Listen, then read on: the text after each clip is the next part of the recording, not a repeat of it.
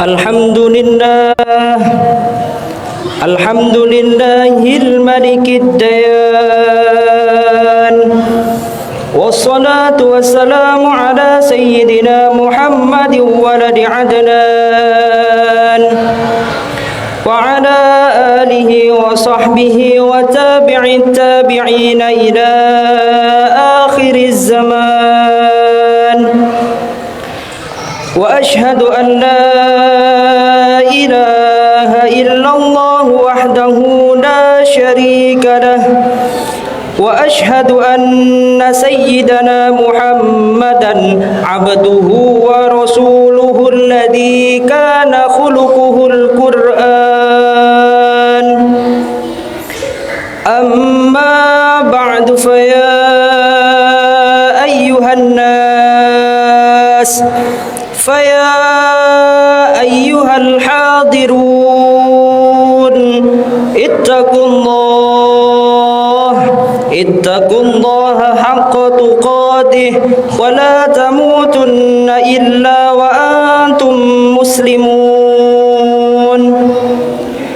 قال الله تعالى في القرآن العظيم: أعوذ بالله من الشيطان الرجيم. بسم الله الرحمن الرحيم. وما علينا إلا البلاغ المبين. معاشر المسلمين وزمرة المؤمنين جماعة صلاة Jumat rahimakumullah. Mengawali pada khutbah pada siang hari yang penuh keberkahan ini, khatib berwasiat kepada kita semua, terutama kepada diri khatib pribadi, untuk senantiasa berusaha meningkatkan kualitas keimanan dan ketakwaan kita terhadap Allah Subhanahu wa taala dengan melakukan semua kewajiban dan meninggalkan seluruh yang diharamkan. Untuk menjalankan ketakwaan itu adalah hidayah dari Allah Subhanahu wa taala. Ma'asyiral muslimin wa zumratal mu'minin jamaah salat Jumat rahimakumullah. Pada kesempatan kali ini kita akan mengenalkan tingkatan hidayah sebagaimana yang dijelaskan oleh Imam Ibnul Qayyim dalam kitab Miftah Dar As-Sa'adah. Tingkatan yang pertama yaitu hidayah umum. Hidayah ini adalah hidayah kepada manusia, hewan dan setiap makhluk. Allah Subhanahu wa taala berfirman, A'udzu billahi minasyaitonir rajim. Sabbih isma rabbikal a'la alladzi khalaqa fasawwa walladzi qaddara fahada. Sucikanlah nama Rabbmu yang maha tinggi, yang menciptakan dan menyempurnakan penciptaannya, dan yang menentukan kadar masing-masing dan memberi petunjuk. Al-Quran Surat Al-A'la ayat 1 sampai 3. Dalam ayat ini juga disebutkan 4 perkara. Yang pertama yaitu khalaqa, yang artinya menciptakan. Yang kedua fasawwa, yang artinya menyempurnakan. Yang ketiga qaddara, yang artinya menentukan kadar sebab maslahat dalam kehidupan dan aktivitas. Dan yang keempat atau yang terakhir yaitu fahada, yang artinya memberi petunjuk. Memberi petunjuk di sini adalah hidayah umum kepada manusia, hewan dan setiap makhluk. Tingkatan kedua yaitu hidayah bayan wa dadada, yang artinya hidayah penjelasan dan petunjuk. Yang dimaksud adalah hidayah berupa penjelasan kepada hamba, dan hal ini tidak mengharuskan mendapatkan hidayah yang sempurna. Allah Subhanahu wa taala berfirman mengenai tingkatan kedua dari hidayah, terdapat dalam Al-Quran Surat Fussilat. A'udzu billahi minasyaitonir rajim. Wa amma samudu fahadainahum fastahabbul 'ama 'alal huda. Dan adapun kaum Samud, maka mereka telah kami beri petunjuk, tetapi mereka lebih menyukai kebutaan atau kesesatan daripada petunjuk. Al-Quran Surat Fussilat ayat 17. Tingkatan ketiga yaitu hidayah taufik dan ilham. Hidayah diberikan kepada siapa saja yang Allah Subhanahu wa taala kehendaki, sebagaimana yang disebutkan dalam Al-Qur'an surat Yunus ayat 25.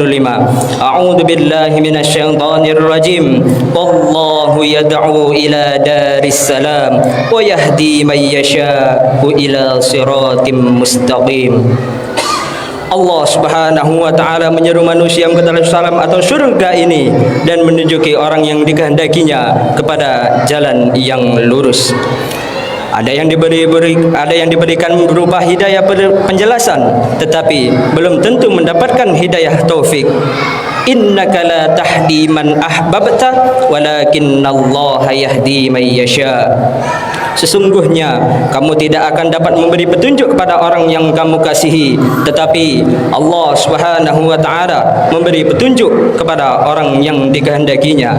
Al-Qur'an surat Al-Qasas ayat 56. Tingkatan yang keempat atau tingkatan yang terakhir adalah hidayah di akhirat menuju syurga atau neraka. Allah Subhanahu wa taala berfirman, A'udzu billahi minasyaitonir rajim. Uhsyurul ladzina zalamu azwajahum wa ma kanu ya'budun. Kepada malaikat diperintahkan, kumpulkanlah orang-orang yang zalim beserta teman sejawat mereka dan sembahan-sembahan yang selalu mereka sembah selain Allah Subhanahu wa taala, maka tunjukkanlah kepada mereka jalan ke neraka. Al-Qur'an surat As-Saffat ayat 22. Adapun perkataan penghuni syurga, A'udzu billahi minasyaitonir rajim. Alhamdulillahilladzi hadana lihada wa ma kunna linahtadiya laula an hadanallah.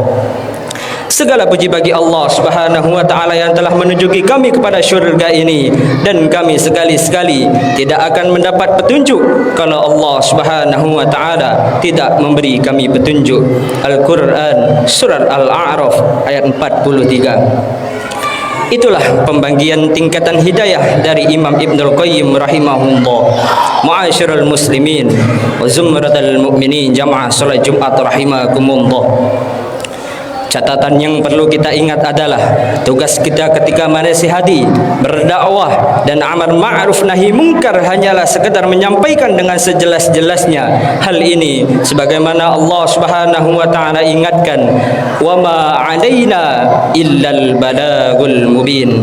Dan kewajiban kami tidak lain hanyalah menyampaikan perintah Allah Subhanahu wa taala dengan jelas. Al-Qur'an surah Yasin ayat 17.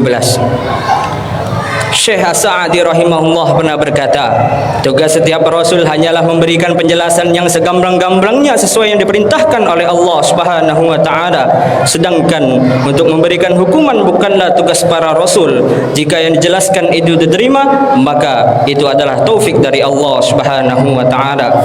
Jika tidak diterima dan yang didakwai tetap dalam keadaan belum mendapatkan hidayah, maka rasul utusan tak bisa bertindak apa-apa.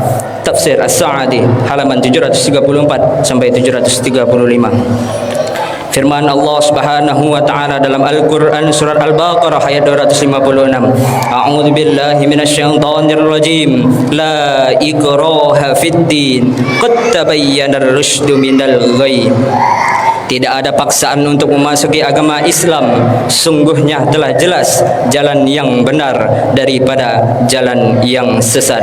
Ma'asyiral muslimin wa zumratal mu'minin jamaah salat Jumat rahimakumullah.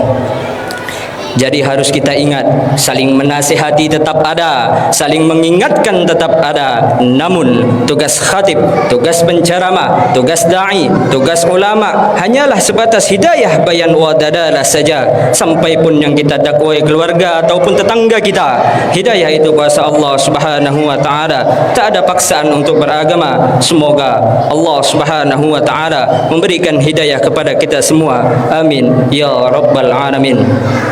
A'udzu billahi minasyaitonir rajim. Bismillahirrahmanirrahim. Wal 'asr innal insana lafi khusrin illa alladziina aamanu wa 'amilus solihati wa tawassaw bil haqq wa tawassaw bis sabr.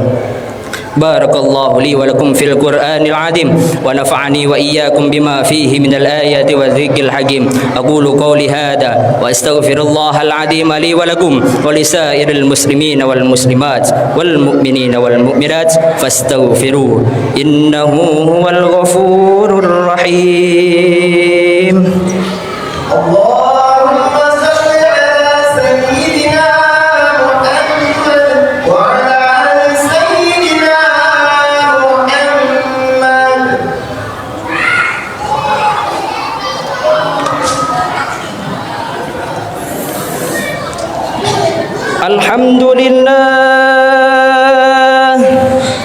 الحمد لله على الإحسان والشكر له على توفيق وامتنانه وأشهد أن لا إله إلا الله وحده لا شريك له وأشهد أن سيدنا محمدا عبده ورسوله الداعي إلى الرضوان. اللهم صل على سيدنا محمد وعلى آله وأصحابه وسلم تسليما كثيرا. أما بعد فيا أيها الناس أيها الحاضرون اتقوا الله فيما أمر وانتهوا عما نهى واعلموا أن الله أمركم بأمر بدأ فيه بنفسه وثنى بملائكته بقدسه وقال تعالى إن الله وملائكته يصلون على النبي يا أيها الذين آمنوا صلوا عليه وسلموا تسليما. اللهم صل على سيدنا محمد صلى الله عليه وسلم وعلى آل سيدنا محمد وعلى أنبيائك ورسولك وملائكة المقربين وارض اللهم عن الخلفاء الراشدين أبي بكر وعمر وعثمان وعلي وعن بقية الصحابة والتابعين وتابع التابعين لهم بإحسان إلى يوم الدين وارض عنا معهم برحمتك يا أرحم الراحمين. اللهم اغفر للمؤمنين والمؤمنات والمسلمين والمسلمات الأحياء منهم والأموات. اللهم أعز الإسلام والمسلمين وأذل الشرك والمشركين وانصر عبادك الموحدين وانصر من نصر الدين واخذل من خذل المسلمين ودمر أعداء الدين واعل كلماتك إلى يوم الدين. اللهم ادفع عنا البلاء والوباء والزلازل والمحان وسوء الفتنة والمحان ما ظهر منها وما بطن عن بلدنا إندونيسيا خاصة وسائر البلدان المسلمين عامة يا رب العالمين. ربنا آتنا في الدنيا حسنة وفي الآخرة حسنة وقنا عذاب النار.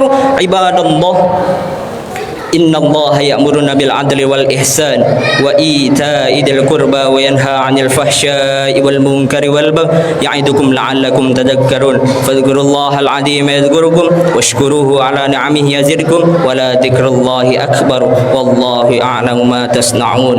أقم الصلاة.